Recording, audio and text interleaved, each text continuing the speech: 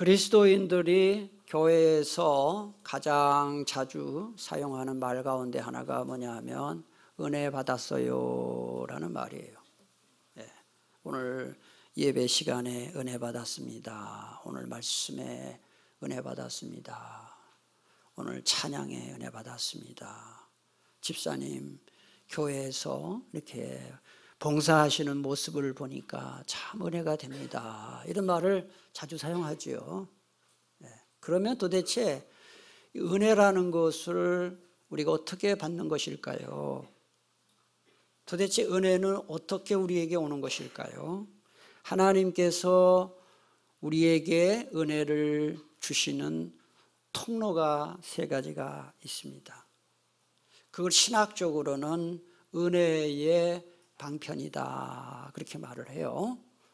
첫째는 하나님 말씀, 둘째는 기도, 셋째는 성례입니다. 죄송합니다. 따라합시다. 하나님 말씀, 기도, 성례. 이 세 가지가 바로 하나님이 우리에게 은혜를 내려주시는 통로입니다.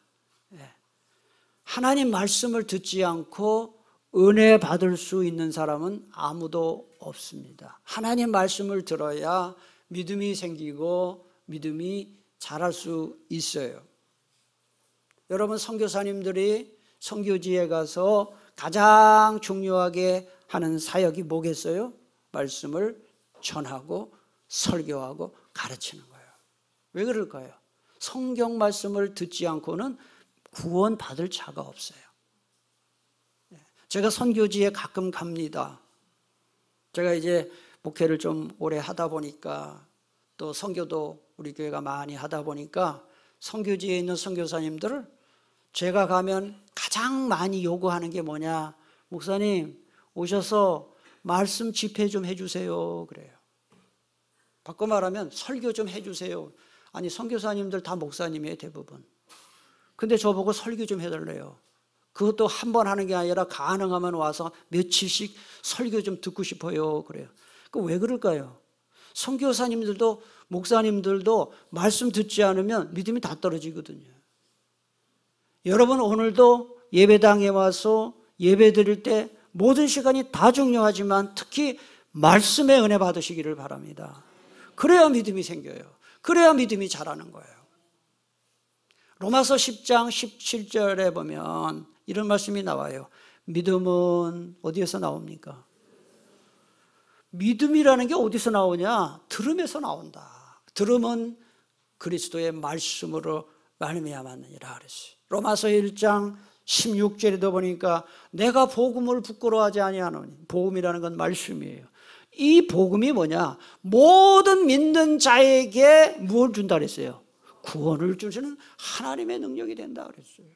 그러니까 말씀을 들어야 믿음이 생기고 구원도 받을 수 있고 은혜도 받을 수 있다 그런 얘기예요.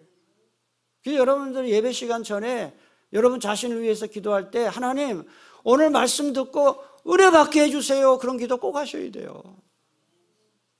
그런데 하나님의 은혜를 받는데 말씀만큼 중요한 게 뭐냐? 기도하는 거예요. 기도. 예배 시간에 말씀에 아무리 은혜를 받고 설교 시간에 말씀을 아무리 은혜를 받았어도 자기의 개인 기도로 뒷받침되지 않으면 은혜 며칠 못 가요. 며칠이 뭐예요? 하루도 못 가요. 기도해야 받은 은혜를 잃어버리지 않고 저장을 할 수가 있어요. 그런 점에서 기도는 뭐냐? 은혜를 받는 통로인 동시에 받은 은혜를 저장하는 그릇이기도 하다는 거예요. 개인 기도가 뒷받침이 안 되면은 절대로 은혜 간직하지 못합니다. 그래서 가끔 보면은 교우님들 중에 목사님 저는 평생 교회 다녔는데도 왜 이렇게 믿음이 안 자라는지 모르겠어요. 그런 분들이 계셔요. 뭐 이유가 많겠죠. 그렇지만 그 중에 하나 뭐냐? 기도 생활이 약해서 그래요. 기도 생활. 개인 기도 생활 안 하면 절대로 믿음 자라지 않아요. 그 다음에 세 번째로 하나님의 은혜를 받는 통로는 성례입니다. 성례. 이 성례라는 말을 거룩성자 써요. 거룩한 의식이라는 예식, 거룩한 예식이라는 뜻이에요. 예. 그래서 천주교에서는 칠성례를 주장합니다. 7가지 성례가 있다, 그렇게 얘기해요. 이거 뭐 자세하게 다 얘기할 수는 없고요. 영세가 뭐예요? 성찬에서 세례죠. 세례 받는 거 우리말로. 그 다음에 성찬, 그 다음에 견신은 유아 세례 받은 이후에 믿음을 끌어올리는 걸 말하죠. 그 다음에 고해는 다 아시죠? 고해성사. 그 다음에 안수, 성직 안수하는, 신부로 안수하는 거. 그 다음에 결혼, 그 다음에 종류라는 것은 임종 직전에 하는 예식을 말해요. 7가지를 성례라 이렇게 주장합니다. 근데 우리 개신교에서는 이 7가지 중에 2가지만 성례로 인정합니다. 하나는 세례, 또 하나는 뭐겠어요? 성찬이에요. 그러니까 우리 개신교 교회에서는 2가지 성례만 인정한다. 세례와 성찬이다 하는 거예요. 세례는 여러분 아시다시피 그리스도인이 될 때 받는 거예요. 한 번 받는 거예요. 근데 가끔 보면은 어떤 젊은 남자분이 저한테 와가지고 목사님, 저 세례 받았는데요, 한 번 더 주세요 그래요. 그래서 제가 아니 무슨 세례를 또 2번씩 받나? 근데 가만히 이야기를 들어보니까 좀 이유가 있긴 있어요. 아니 무슨 세례를 2번 받아요? 제가 세례를요 군대에서 받았어요. 그래요. 군대에서 받은 것도 세례죠. 그거 뭐 세례 그때 그냥 뭐 초코파이 주고 뭐 소우루 유순달 해가지고 그냥 뭐 그거 받아 먹을 욕심으로 가서 세례를 그냥 받았다는 거예요. 세례 막 주는 것도 그 문제가 많아요. 예. 그렇지만은 저는 그분 세례 한 번 더 안 줬어요. 세례는 한 번 받으면 되는 거예요. 그 다음에 천주교에서 영세 받은 것도 우리 교단에서는 다 인정을 해요. 예수님의 이름으로 세례를 받기 때문에, 성삼위 하나님의 이름으로 세례를 받기 때문에. 그래서 한 번 받는 거예요. 그러나 성찬은 구원받은 이후에도 계속 받는 것입니다. 이 성례가 뭔 역할을 하느냐? 믿음을 강화시키는 역할을 한다는 걸 알아야 돼요. 내가 갖고 있는 믿음을 더 강한 믿음으로 만드는 역할을 이 성례가 하는 거예요. 여러분 성경 말씀이 어렵지요. 그 다음에 역사 공부할 때 역사책도 어렵지요. 그래서 시중에 보면은 만화 성경 나와요. 만화 역사책이 나와요. 왜요? 그 쉽게 설명하기 위해서 도움이 되는 것입니다. 비슷한 원리로 이 설교 말씀이 귀를 통해서 은혜 받는 것이라면 이 성례는 눈을 통해 은혜를 받는 거예요. 시각적인 것을 통해 은혜를 보는 것이죠. 예배에서 이 설교가 가장 중요한 자리를 차지한 것은 마르틴 루터와 장 칼뱅이 주도했던 16세기 종교개혁 이후부터예요. 그래서 16세기 종교개혁 이전까지는 예배에서 가장 중요한 순서는 성례식이었습니다. 성찬 예식이었습니다. 그 당시 종교개혁이 일어나기 전까지는 이 천주교에서 미사를 드릴 때 신부님이 라틴어로만 했어요. 라틴어는 저기 이탈리아 말 아시죠? 라틴어로 미사를 집례를 했어요. 그러니까 여러분 일반 회중들, 무식한 사람들, 더군다나 라틴어 모르는 외국 사람들이 그 라틴어를 어떻게 알아들어요? 그러니까 설교를 들어도 무슨 얘기인지를 못 알아먹어요. 그러나 이 성찬 예식은 어떻습니까? 눈으로 보지요. 그 다음에 만지지요. 그 다음에 향을 맡습니다. 그 다음에 먹습니다. 마십니다. 오감이 동원되는 거예요. 그래서 말씀을 이해하지 못했지만 성찬 예식을 통해서 주님의 은혜를 그나마 받을 수가 있었던 것입니다. 여러분 세례식 때 집례 목사가 세례 받는 이에게 물을 뿌립니다. 원래는 3번 이렇게 뿌리기도 하지만 요새는 다 약식으로 해서 한 번 무리를 뿌립니다. 물이 뭡니까? 물은 정결을 상징하거든요. 깨끗하게 하는 표시예요. 그러니까 예수 그리스도의 십자가의 은혜로 내 죄가 깨끗이 사해졌다는 것을 눈으로 보게 하는 것이 그게 세례 예식이다 이 말입니다. 마찬가지로 성찬 예식 때 우리가 빵을 먹고 포도즙을 마십니다. 그 이유가 무엇입니까? 십자가에서 6시간 동안 오전 9시부터 오후 3시까지 6시간 동안 예수님께서 온몸의 살을 다 찢기신 것을 빵을 먹으면서 보는 거예요. 그리고 온몸에 물과 피를 쏟으신 것을 포도즙을 마시면서 보는 것이죠. 이런 의미가 있는 것입니다. 그런 이 성찬식은 사람이 만든 제도가 아니라 예수님께서 십자가에 못 박혀 돌아가시기 전날 밤 제자들에게 성찬 예식을 직접 만드시고 시행하신 제도다 하는 거예요. 23절부터 25절에 그 얘기가 나오는데 특히 23절에 보면 이런 말이 나와요. 내가 너희에게 전한 것은 23절 나는 사도 바울이에요. 너희는 고린도 교회 교우들이에요. 그러니까 여기서 전한 것은 성찬 예식이에요. 그러니까 내가 너희에게 전한 것은 뭐냐면 이 성찬 예식은 어떻게 한 거라 그랬어요? 예? 대답하기 싫으세요? 예. 어떻게 한 거라 그랬어요? 주님께로부터 받은 것이다 그랬어요. 이 성찬 예식은 사람이 만든 제도가 아니라 주님께 받아서 하는 것이다. 주님이 만든 제도다 이 말이에요. 여러분, 예수님께서 성찬 예식을 만드셨으니까 성찬 예식을 거행할 때 예수님께서 우리에게 은혜를 부어주시지 않겠습니까? 그걸 믿으셔야 된다는 거예요. 24절 끝에 25절 끝에 보면 펜 갖고 오신 분들은 잘 표시를 해놓으세요. 나를 기념하라 그랬어요. 이 성찬식을 행하여 나를 기념하라. 나를 기념하라. 예수님을 기념하라 그랬어요. 이 기념한다는 단어는 기억한다는 단어에서 나온 말이에요. 그게 참 의미가 있죠. 네? 여러분, 누군가에게 은혜를 받은 사람이 있을 때 그 은혜를 기억하는 사람이 그 은혜를 보답하는 거예요. 여러분이 지금 이만큼 사는 거, 여러분이 잘나서 열심히 돈 벌어서 열심히 노력해서 여러분 실력이 있어서 지금 이만큼 산다고 생각하세요? 아니에요. 첫째는 하나님의 은혜예요. 그리고 하나님의 은혜일 뿐만 아니라 많은 사람이 도와줘서 여기까지 온 거예요.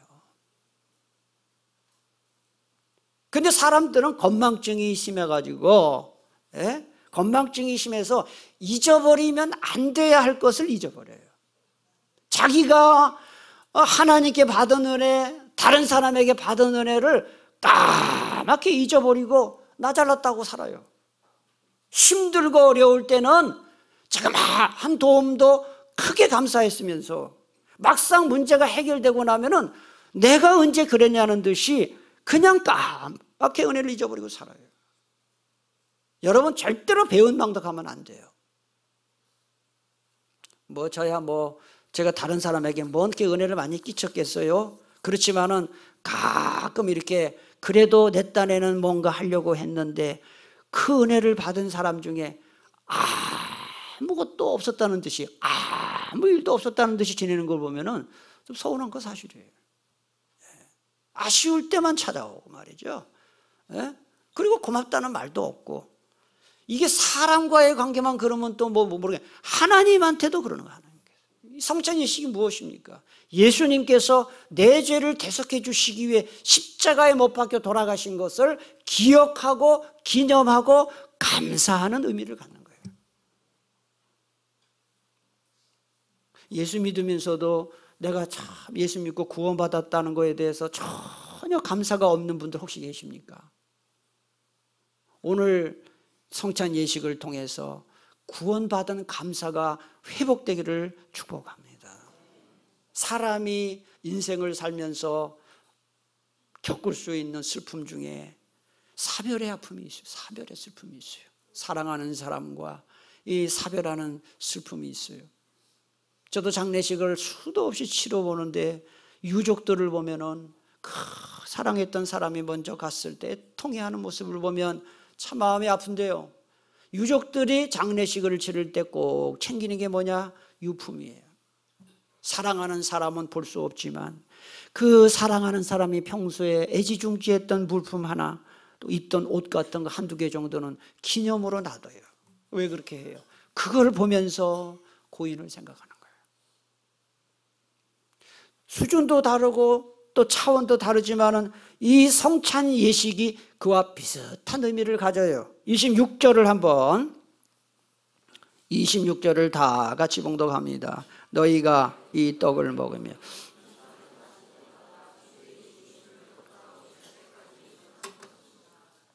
성찬 예식 때 여러분 빵을 먹어요.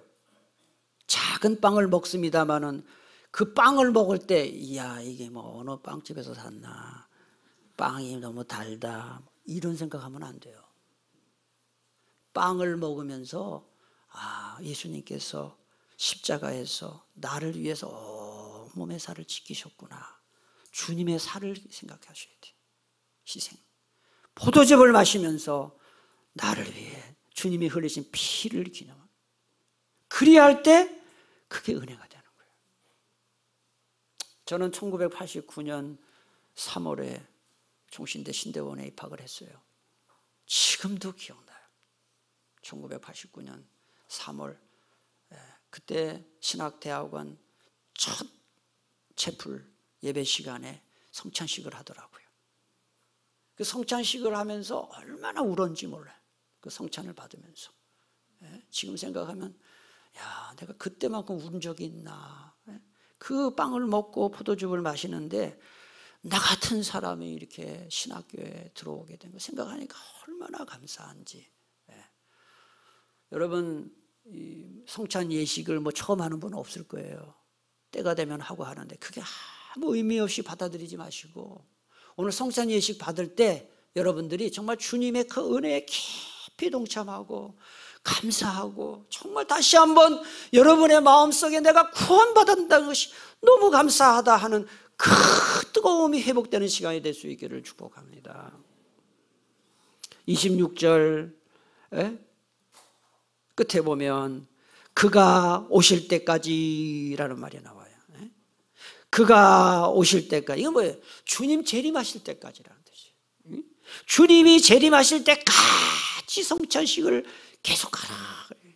성찬 예식은 초대교회 때요, 천주교회만 그런 게 아니에요. 초대교회 때부터 성찬식은 중요한 예배 순서였어요.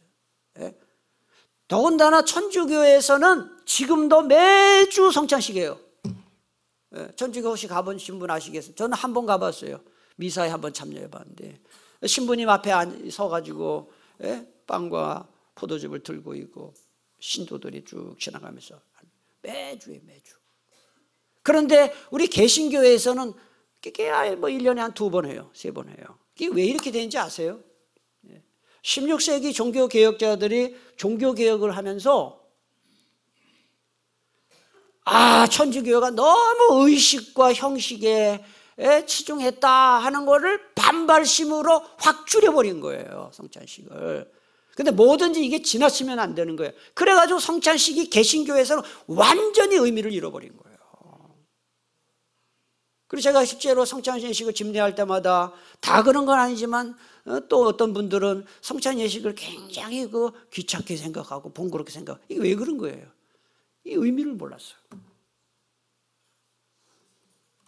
얼마나 이 성찬식이 중요하면은 우리 주님께서 내가 다시 올 때까지 하라고 했겠냐고요. 여러분, 규칙적인 생활을 해야 육체가 건강할 수 있는 것처럼 은혜 받는 예배와 은혜 받는 예식에 규칙적으로 참여해야 은혜를 놓치지 않을 수 있어요. 다른 주일도 다 중요하지만 이 성찬 예식이 있는 주일 절대로 빠지면 안 돼요. 1년에 몇 번 없는.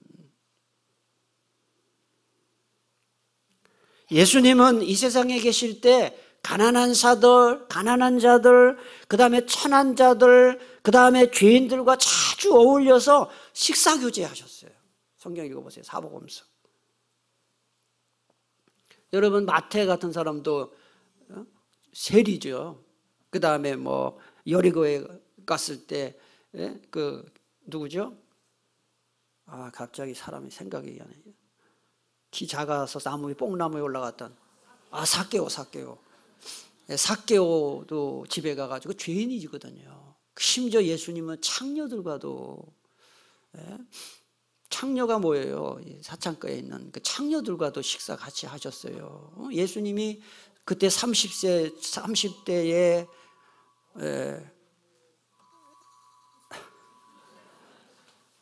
30대의 총각이었는데 창녀들과 식사하셨다. 우리는 너무 이렇게 쉽게 생각하지만 그 어려운 거거든요.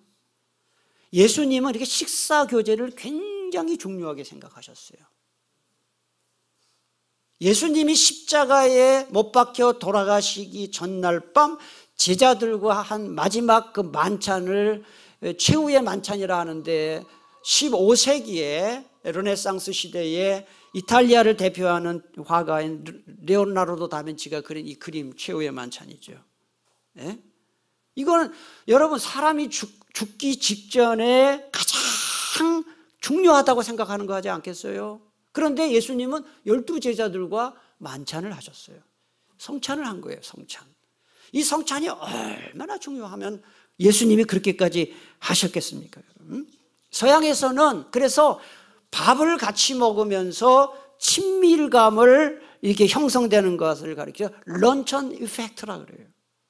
오찬 효과다 이런 말이 있을 정도입니다. 그래서 우리가 구역 모임 때 그냥 모이는 것보다는 가능하면 구역 모임 때 차라도 한 잔 마시면서 빵이라도 한 잔, 좀 과자라도 하나 먹으면서 그렇게 모임을 갖는 게 중요해요. 또 친교 회원들도 그냥 친교 회원만 하지 말고 식사 좀 같이 하고, 그게 다 예수님이 본을 보여주신 거예요. 그래서 오늘 혹시 2부 예배 나오신 분들 중에서 예배 마치고 그냥 바로 집으로 가시는 분들 계시면은요, 이제 오늘부터라도 예배 마치고 5층 식당에 올라가서 식사를 좀 같이 하세요. 왜? 식사 같이 하다 보면 아무래도 말을 섞어요. 인사하고 그러면서 교우들하고 친해지는 것이죠. 중요합니다 이거. 여러분 영화관에 가시면 어때요? 2시간 동안 영화 보시죠. 거의 2시간 봅니다. 그런데 영화관에 가면 같은 공간에 다 있지만 옆에 누가 앉아있는지 뭐 하는 사람인지 아무 관심이 없어요. 사람들 영화에만 관심이 있잖아요. 그 영화 보고 그냥 오는 거예요. 아무하고도 인사하지 않습니다. 예배에 참여해서 예배 빠짐없이 참여했지만은 예배가 끝나자마자 뒤도 돌아보지 않고 집으로 그냥 가버리는 것은 영화관에 갔다 온 사람하고 비슷한 면이 있다. 똑같진 않아도. 예배 시간에 하나님 만나는 것만큼 중요한 게 뭔지 아세요? 다른 교우들과 만나서 교제하는 거예요. 예수님이 그렇게 하셨어요. 네.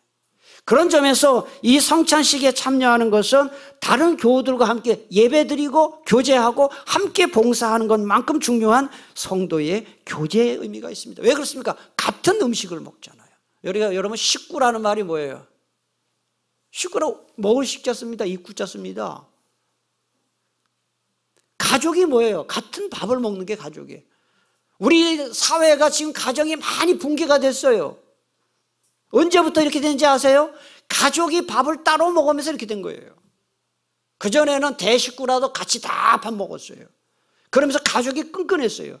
이제는 3명, 4명밖에 안 되는 가족들도 다 밥을 따로따로 먹어요. 그러니 무슨 가족이 끈끈하겠어요?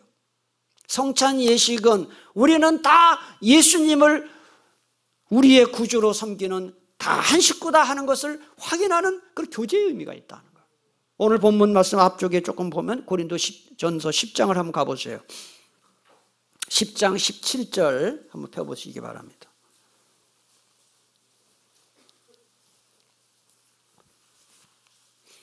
우리 함께 봉독하겠습니다. 떡이 하나요 많은 우리가 한 몸이니 이는 우리가 다 한 떡에 참여합니다. 이게 무슨 뜻이에요? 우리가 성찬 예식을 통해서 같은 빵을 먹고 같은 포도주를 마시기 때문에 우린 다 한 몸이다. 우리 식구다 이런 뜻이에요. 그런 점에서 이 성도의 교제는 굉장히 중요하다는 거. 그 다음에 성찬식의 마지막 5번째 의미가 뭐냐? 죄 짓는 삶을 깨끗이 청산하는 의미를 갖는다. 여러분 뭐가 죄입니까? 근데 죄가 뭡니까 도대체? 죄라는 게 뭐예요? 하나님이 하지 말라고 하는 게 죄예요. 하나님이 하라고 하는 것을 하지 않는 게 죄예요. 그런데 우리는 얼마나 악한지 하나님이 하지 말라 그러면 더 하고 싶어. 가만히 보세요. 하나님이 하라고 하는 건 죽어도 하기 싫어. 그러니까 죄를 많이 짓는 거예요. 그래서 이 초대교회에서는 교우들 중에 누군가 중대한 죄를 지으면, 큰 죄죠. 큰 죄를 지으면은요, 첫째는 자백을 요구했어요. 그래서 이 고해성사라는 게 생긴 거예요. 신부님 앞에 가서 죄를 고백하는 거예요. 자백. 그 다음에는 회개를 요구했고요. 또 하나 뭘 요구했느냐? 징계를 줬어요. 큰 죄를 지으면. 그 징계 중에 하나가 뭐냐 하면은 수찬정지예요. 수찬정지. 수찬정지라는 건 뭐냐? 일정 기간 6개월이나 한 1년 정도 성찬 예식에 참여하는 것을 금지시키는 조치예요. 그럼 여러분이 생각할 때 아니 그게 무슨 징계입니까? 아, 난 성찬식 안 하면 더 좋은데? 그게 아니에요. 그 당시에 교회에서는 이 교회 소속에서 공동체 밖으로 축출되면은 그 사람은 사회생활을 못하는 거예요. 그런 사회였어요. 그 정도로 이 죄사함 받는 것을 굉장히 중요하게 여겼습니다. 그래서 성찬 예식의 의미가 뭡니까? 지금까지 지은 죄를 하나님 앞에 회개하고 이제부터는 거룩한 삶을 살겠습니다 하고 다짐하는 의미가 있습니다. 제가 볼 때 여러분들 중에 나는 뭐 죄 짓는 거 없어요. 뭐 하나님 앞에 그렇게 죄송스러운 거 없어요. 이럴 사람이 하나도 없습니다. 오늘 성찬 예식을 통해서 과거의 죄를 다 하나님 앞에 고백하고 거룩한 삶을 결단하는 시간 되기를 축복합니다. 마지막으로 말씀드릴 것은 성찬 예식은 중요한 예식이지만 누구나 참여할 수 있는 것은 아니다. 다 아시겠습니다만은 세례 받지 않은 분들은 참여할 수가 없습니다. 왜 그럴까요? 의미를 모르기 때문에. 또 세례를 받았더라도 양심의 가책도 없이 죄 짓는 삶을 살거나 또는 하나님과 상관없이 자기 마음대로 삶을 산 것, 그것 때문에 굉장히 큰 가책을 느끼는 분들은 참여하지 않는 게 좋다. 그게 성경의 가르침이에요. 27절 보세요. 그러므로 누구든지 주의 떡이나 잔을 합당하지 않게 먹고 마시는 자는 주의 몸과 피에 대하여 죄를 짓는 것이니라. 같이 28절 29절 같이 봉독합니다. 사람이 자기를 살피고 그 후에야 이 떡을 먹고 이 잔을 마실지니 주의 몸을 분별하지 못하고 먹고 마시는 자는 자기의 죄를 먹고 마시는 것이니라. 그러니까 이게 아무런 생각 없이 성찬식에 참여하는 건 죄 짓는 거예요. 그러나 제가 다시 좀 말씀드리고 싶은 것은 저도 그렇고 여러분도 그렇고 양심의 가책 받지 않을 만큼 사는 사람은 없어요. 그리고 성찬 예식은 죄 짓지 않는 천사를 위해 마련된 예식이 아니에요. 죄인을 위해 마련된 예식입니다. 그런 만큼 정말 나는 도무지 이 성찬 예식을 받을 자격이 너무 없다고 그게 큰 분은 받지 않는 게 좋지만 가능하면 받는 게 좋다 말씀을 드리고요. 성찬 예식에 참여한다고 해서 뭐 대단한 무슨 뭐 체험이 생기고 엄청난 막 갑자기 감동을 느끼고 그렇지 않습니다. 그러나 그렇다고 해서 오늘 성찬 예식을 내가 은혜 못 받았다 생각하면 안 됩니다. 여러분 밥을 먹는다고 해서 갑자기 키가 확 큽니까? 그렇지 않잖아요. 밥을 먹는다 갑자기 건강해집니까? 그렇지 않습니다. 밥을 꾸준히 먹는 것을 통해서 키도 크고 건강이 생기는 거예요. 마찬가지입니다. 예배를 통해 말씀을 통해 성찬 예식을 꾸준히 참여하는 것을 통해 이슬 위에 옷이 젖는 것처럼 눈에 보이지 않지만 주님께서 은혜를 부어주시는 거예요. 그렇게 하시고 오늘 성찬 예식에 사모하는 마음으로 참여해서 주님 주신 은혜를 다 받아 누리게 되기를 축복합니다. 기도하겠습니다. 오늘 주신 말씀 붙들고 이런 기도를 했으면 좋겠습니다. 하나님께서